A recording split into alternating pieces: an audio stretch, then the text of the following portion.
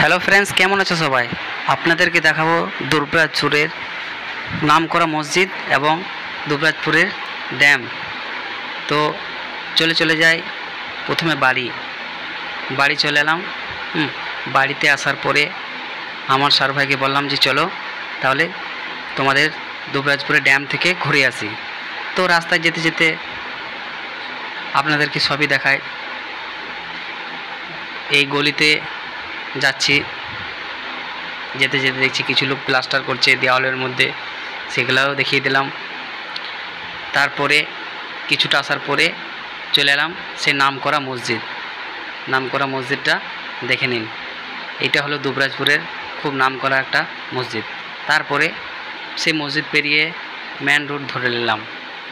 Main road ধরে চলে যাচ্ছি আমরা সেই ড্যাম্পে, যেখানে খুব অনেক জল আছে, যারা পিকনিক করতে আসে। তো আমরা চলে এলাম জঙ্গলের রাস্তা ধরে।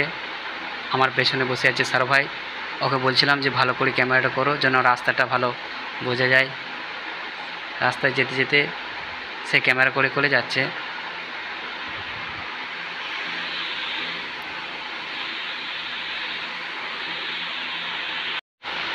রাস্তায় যেতে যেতে হঠাৎ করে দেখলাম আমাদের সামনে দিয়ে একটা টোটো যাচ্ছিল, সেখানে একটা মেয়ে কাঠ পড়ে গেছিলো। আমরা দাঁড়ালাম না, আমরা খুব জলদির মধ্যে ছিলাম, কারণ মেঘের অবস্থাও খুব একটু ভালো ছিল না। আমার সার ভাইকে বলছিলাম আর কতটা, আমার সার ভাই বলছে চলে এসেছি, এই যে ড্যাম্পের পার্কে ঢুকে যাচ্ছি আমরা। ফির ওর কাছ থেকে মোবাইলটা আমি নিয়ে নিলাম ক্যামেরা করার জন্য। দিয়ে তারপরে গাড়ি চালানোর অসুবিধা হচ্ছিলো বলে আবার আমি ওকে মোবাইলটা দিয়ে দিলাম যে তুমি করো ভালো করে যেন ভিডিওটা ওঠে। দিয়ে আমরা চলে যাচ্ছিলাম ড্যামকে। তো দেখে নিন, এখানে আছে জল অনেক। এটা দেখানোর জন্যই আপনাদেরকে এতক্ষণ অপেক্ষা। লাস্ট পর্যন্ত দেখুন, খুব সুন্দর একটা জায়গা। এখানে একটা মেলা হয় বলছিল, একটা মেলা হয়, সেই অনেক ভিড় হয় দুবরাজপুর ড্যাম্পে। তো আমরা চলে এলাম দুবরাজপুর ড্যাম। তো এবার সরাসরি চলে এসেছি আমরা দুবরাজপুর ড্যাম্পে। এবার আপনাদেরকে দেখাচ্ছি খুব কাছে থেকে।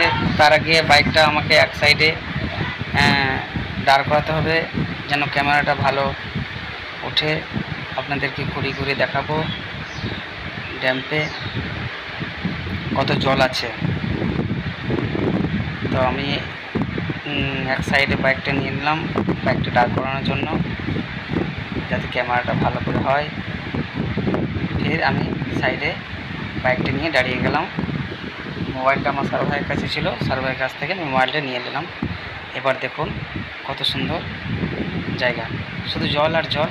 বাঁ দিকটাতে দূরে চাষ করছে বা মোষ চড়ছে, সেগুলো দেখাতে অনেক অপরের মধ্যে আছি। নিচের নাজারাটা দেখতে ভালো লাগবে।